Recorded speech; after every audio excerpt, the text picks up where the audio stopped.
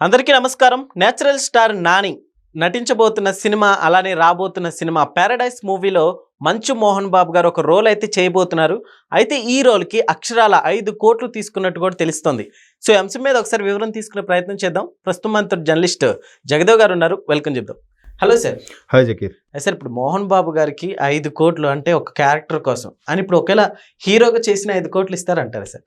హీరోగా చేసిన అంటే హీరోగా చేయాల్సిన అవసరం లేదు. అంటే ఒకవేళ ఆ క్రేజు ఆ ఖర్చు పెట్టుకునే కన్నా ఒక ఎంప్లాయర్ గా ఉన్నాడు ఆయన.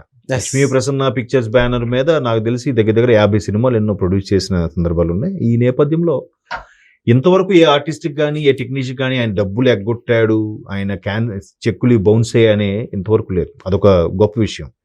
కాకపోతే ఆయన ముక్కుసూటి మనిషి, ఆ మాట దురుసు వల్ల కొన్ని సందర్భాల్లో బ్యాడ్ అయిపోయారేమో. కానీ సో అటువంటి మోహన్ బాబు గారు ఎప్పుడు ఎంప్లాయర్గా ఉండి ఇచ్చేవారు కదా, ఎంప్లాయీగా మారి తీసుకున్న సందర్భాలు అంటే హీరోగా మారిన తర్వాత చాలా తక్కువ అయ్యాయి అప్పుడప్పుడు. But extraordinary artist.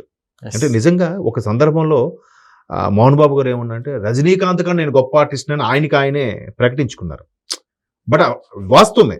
బట్ ఆయన చెప్పకూడదు. ఆయన చెప్తే ఏముంటుంది, అబ్బా వీడికేంట్రా ఇలా అంత ఇదిగా మాట్లాడుతున్నారు అనే సెన్స్ వస్తుంది. But extraordinary artist. ఎలా అంటే అత్యంత చీపుగా చేయగలడు, అత్యంత హుందాగా చేయగలడు, చూస్తే అసహించుకునేలా కూడా యాక్టింగ్ చేయగలడు. అరే బా ఏం యాక్టింగ్ రా, ఎంత వాటి చూస్తే అసహ్యమవుతుందిరా అనిపించేలా కూడా చేయగలడు. అంత ఇప్పుడు పెదరాయుడు లాంటి పాత్రలు చూస్తే ఎంతో హుందాగా, బా నిజంగా ఆ కుర్ర రాజా పాత్రకి పెదరాయుడు పాత్రకి ఎంతో వేరియేషన్ కనిపిస్తుంది. ఆ మాడ్యులేషన్ కానీ బాడీ లాంగ్వేజ్ కానీ చాలా డిగ్నిఫైడ్గా ఉంటుంది. That is Mohan Babu. మోహన్ బాబు మీరు ఎం ధర్మరాజు ఎంఏ అని ఒక సినిమా ఉంటుంది, మీరు ఆయన చూడండి. నిజంగా ఆ పెద్ద మోహన్ బాబు క్యారెక్టర్ చూస్తే చాలా అసహ్యం అనిపిస్తుంది. అంత పర్ఫార్మెన్స్. కొడుకు మళ్ళీ పోలీస్ ఆఫీసర్ అదే సినిమాలో. ఒక అమ్మాయిని మోసం చేస్తే ఆ అమ్మాయి వాడు అలా అమ్మవుతారు. అంటే అటువంటి మోహన్ బాబు గారికి 5 కోట్ల పారితోషికం పెద్ద ఇదే కాదు, లెక్కే కాదంటారా? కాదు. ఎందుకంటే ఇవాళ రేపు చాలా మంది ఆర్టిస్టులు ఉన్నారు. ఫర్ ఎగ్జాంపుల్ ప్రకాష్ రాజ్ గారు లాంటి వాళ్ళు తీసుకోండి, ఆయనకు కూడా చాలా రెమ్యునరేషన్ ఇస్తున్నారు. ఆయనకన్నా ఏం తీసుకోడు. ఒక సత్యరాజు తమిళ్లో చాలా రెమ్యునరేషన్ ఇస్తున్నారు. ఫిగర్ అనవసరం.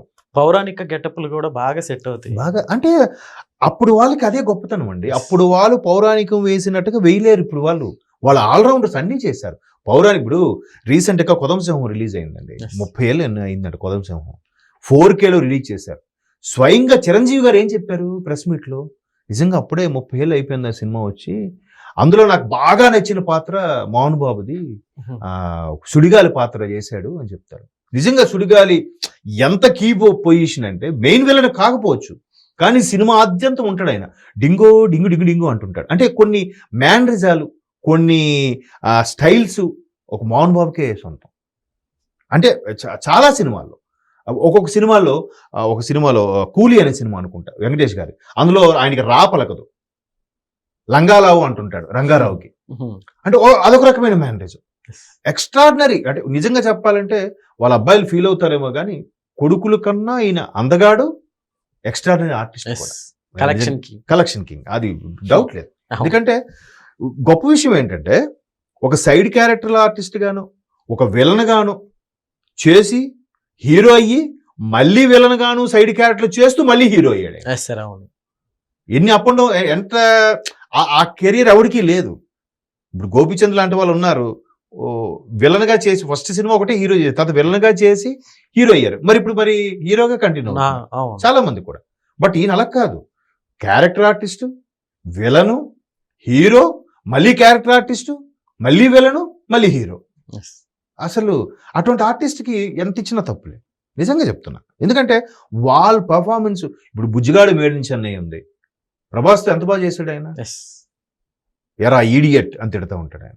అంటే ఒకటి కొన్ని వాయిస్ కానీ మాడ్యులేషన్ కానీ ఎక్స్ట్రాడినరీ. కాకపోతే అది ఆయన చెప్పుకోవడం వల్ల కొద్దిగా డిగ్రేడ్ అయ్యింది. బయట వాళ్ళు మాట్లాడాలి.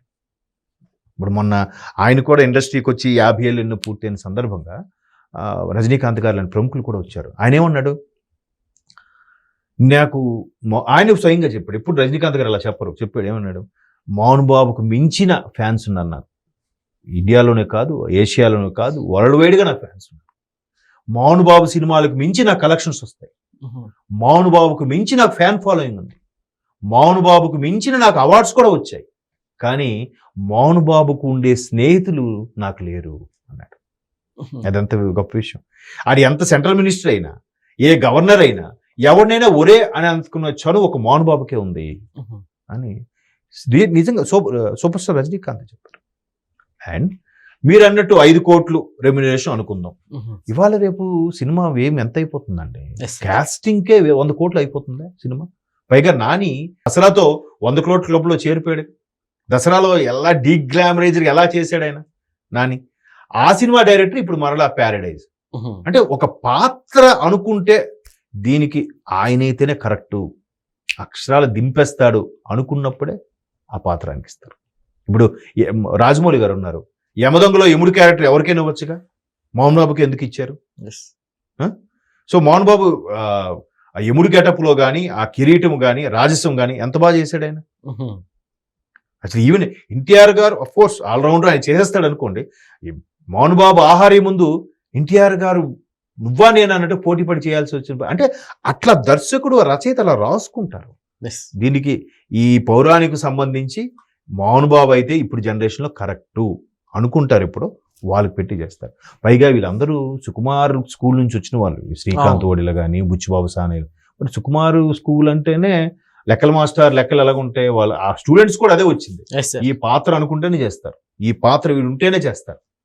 అద్భుతం కదా.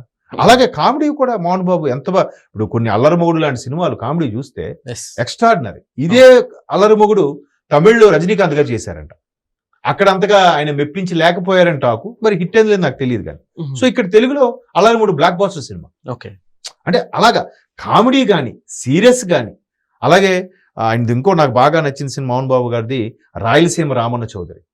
అంటే నేను అనేది ఇవన్నీ ఎందుకు చెప్తున్నానంటే, ఎంతటి ఆల్రౌండర్కి 5 కోట్లు పెద్ద పారితోషమే కాదు ప్రస్తుత జనరేషన్లో. కోట శ్రీనివాస గారు మహానుభావుడు ఏ లోకంలో ఉన్నాడు కానీ ఆయన ఎప్పుడు అదే ఉన్నవాడు. ఎక్కడో ముంబైలో ఫుట్పాత్ మీద ఉండేవాడిని, సీరియల్లో సైడ్ క్యారెక్టర్లు చేసేవాడిని, వాడిని తీసుకొచ్చి మెయిన్ విలన్ గా పెట్టి వాడికి ఒక 80 లక్షలు క్యాష్, 20 లక్షలు మెయింటెనెన్స్ ఇవన్నీ చూసుకునేవారట. వాడికి ఫుడ్, రూము, మర్యాదలు అన్నీ చేసి. ఆ లెక్కను చూస్తే ఈయనకి 5 కోట్లు పెద్ద రెమ్యునరేషన్ చెప్పండి. చెప్పండి, హీరోలు ఇవ్వాలి అందరూ 100 కోట్ల పైన ఉన్నారు కదండి. ఎవరున్నాండి 100 కోట్లు పెద్ద పెద్ద స్టార్లు చెప్పండి. ఇప్పుడు నాని రెమ్యునరేషన్ ఎంతో నాకు తెలియదు, ఇంకా నానిది భయంకరంగా ఉంటుంది. అందరు సూపర్ స్టార్లో కూడా తక్కువ రెమ్యునరేషన్ తీసుకున్నది వెంకటేష్ గారు, బాలయ్య గారు అన్నట్టు. బాలయ్య గారు మొన్న అఖండకి దేనికో 25 కోట్లు 30 కోట్ల వరకు తీసుకున్నారట అంతే. మరి ఆ లెక్కను చూస్తే మోహన్ బాబు గారు బాలయ్య గారి కన్నా సీనియర్, అంటే అంచుమించు ముందు ఇండస్ట్రీకి బాలయ్య గారు వచ్చినా సీనియర్ హీరోగా, వయసులో కూడా పెద్ద హీరోగా, పెద్ద యాక్టర్గా ఉండేవారుగా. సో అది పెద్ద ఇదేం కాదు నా దృష్టిలో. Okay sir, thank you.